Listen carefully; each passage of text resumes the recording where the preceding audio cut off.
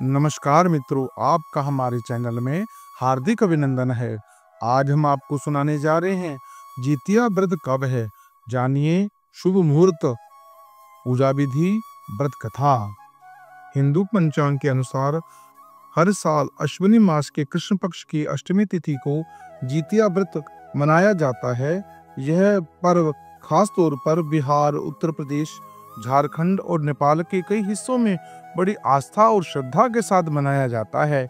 इस बार जितिया व्रत 14 सितंबर 2025 को रखा जाएगा।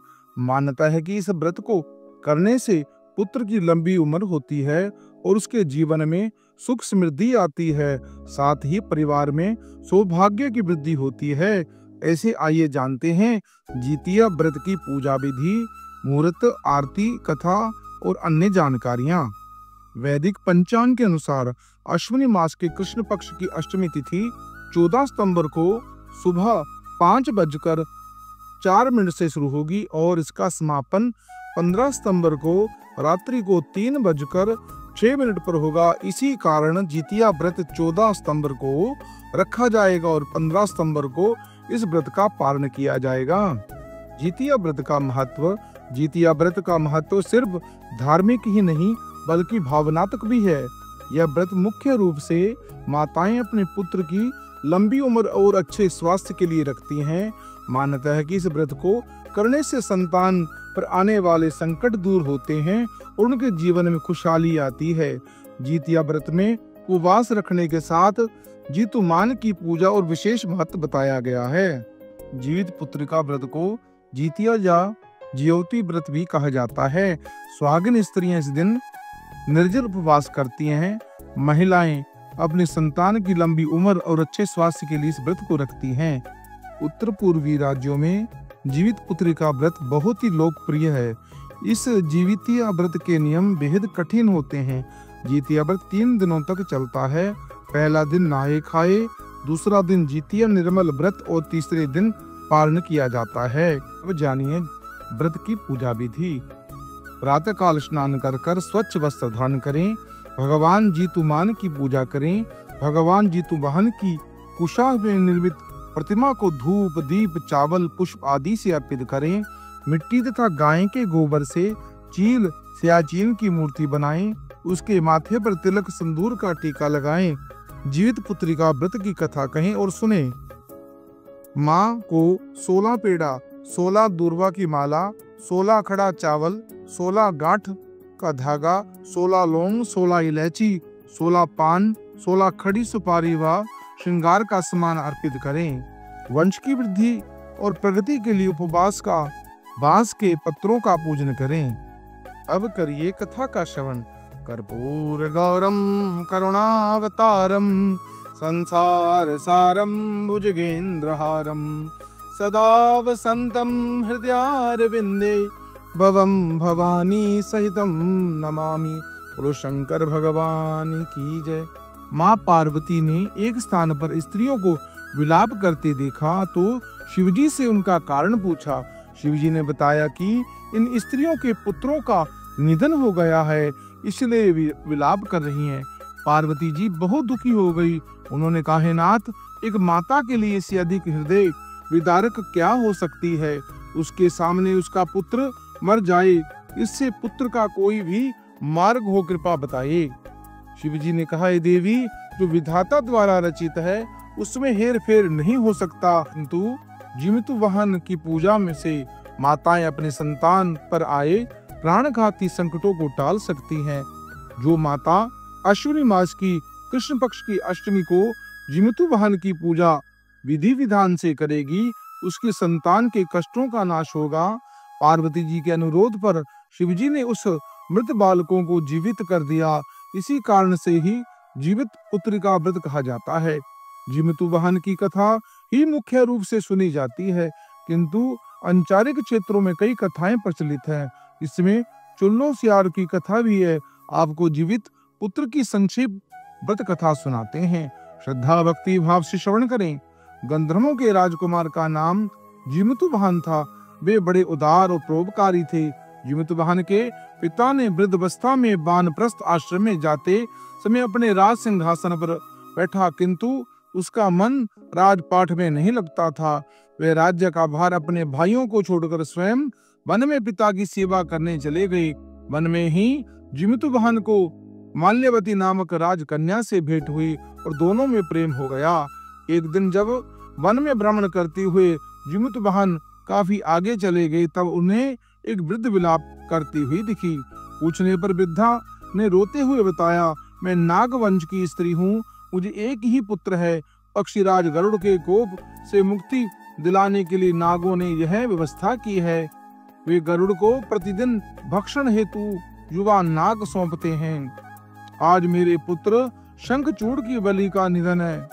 आज मेरे पुत्र को जीवन का कष्ट और थोड़ी देर बाद ही मैं पुत्रहीन हो जाऊंगी। एक स्त्री के लिए इससे बड़ा दुख और क्या है। उसके जीते जी उसका पुत्र ना रहे।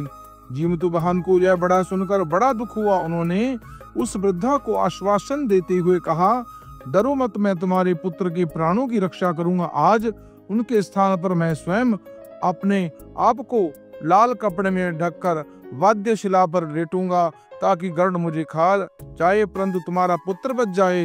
इतना कहकर जिमितवाहन ने शंखचूड़ के हाथ से लाल कपड़ा लिया, उसे अपने ऊपर लपेटकर गरुड़ को बलि देने के लिए चुनी गई। वध्यशिला पर लेट गए।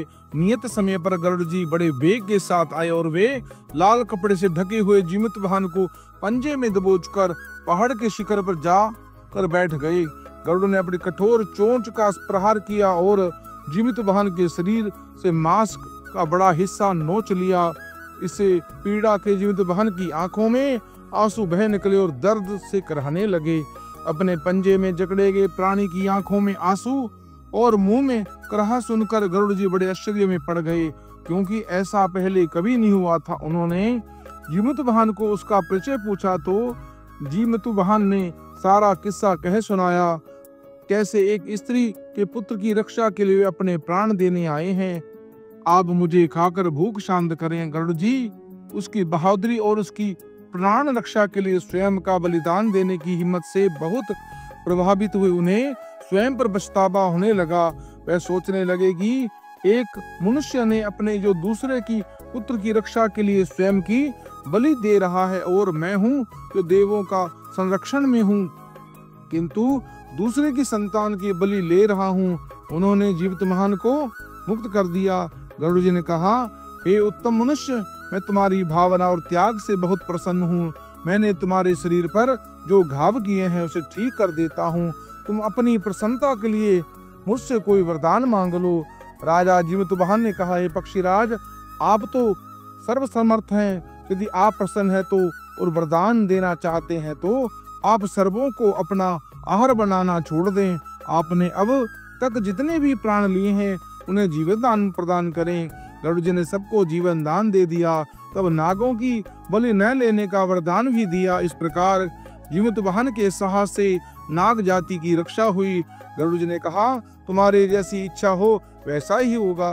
हे राजन, जो स्त्री तुम्हारे इस बलिदान की कथा सुनेगी और विधि पूर्वक व्रत का पालन करेगी, उसकी संतान मृत्यु के मुख से भी निकल आएगी। तब से पुत्र की रक्षा हेतु जिमितवाहन की पूजा की प्रथा शुरू हो गई। यह कथा कैलाश पर्वत पर भगवान शंकर ने मां पार्वती को सुनाई थी। जीवित पुत्रिका के दिन भगवान श्री गणेश, माता पार्वती और शिवजी की पूजा एवं ध्यान के बाद ऊपर बताई गई इस व्रत कथा भी सुननी चाहिए। इसकी पूजा शिवजी को प्रिय प्रदोष काल में करनी चाहिए। व्रत का पालन दूसरे दिन अष्टमी तिथि की समाप्ति के पश्चात किया जाता है। चूलो श्यार की कथा जो सुनी जाती है वह भी संक्षेप में आपको बतलाते हैं। एक वन में सेमर के पेड़ पर एक चील रहती थी। पास ही झाड़ी में एक सियारन भी रहती थी। दोनों में खूब पड़ती थी।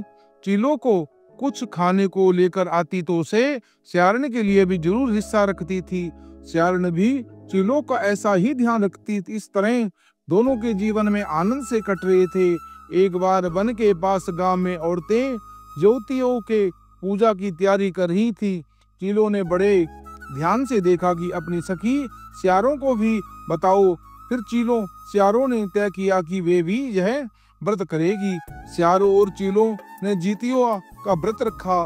बड़ी निष्ठा और लगन से दोनों ने दिन भर भूखे प्यासे मंगल कामना कर कर व्रत से सही मगर रात होते ही स्याउन की वो भूख प्यास सताने लगी।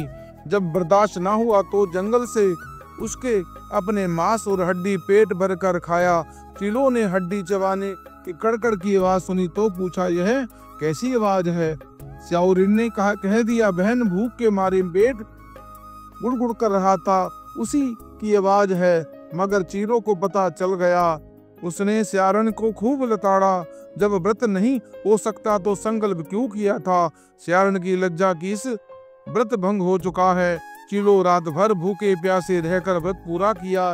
अगले जन्म में दोनों मनुष्य रूप में राजकुमारी बनकर सगी बहन हुई। स्यारण बड़ी बहन हुई और उसकी शादी एक राजकुमार से हुई।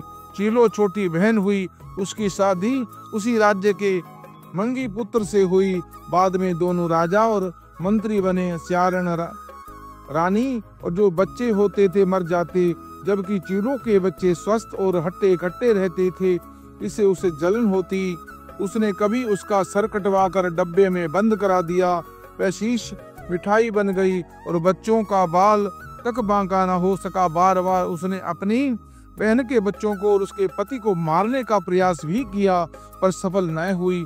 आखिरकार देव योग से उसे भूल गया। आभास हुआ, उसने क्षमा मांगी और बहन के बताने पर जीवित पुत्रिका का व्रत विधि विधान से किया तो उसके पुत्र भी जीवित रहे। मित्रों, इस पवित्र कथा का जो श्रवण करता है, व्रत की विधि को पूरा करता है, उनके घर में संतान की वृद्धि होती है। आने वाले संतान पर जो कष्ट होते हैं दूर होते हैं, पुत्रों की लंबी आयु होती है। मित्रों, इस कथा को, इस वीडियो को आप अपने इष्ट मित्रों से शेयर करें, पुण्य के भागी बने। हमारे चैनल को सब्सक्राइब करें, लाइक करें और कमेंट बॉक्स में भोलेनाथ की जय अवश्य लिखें।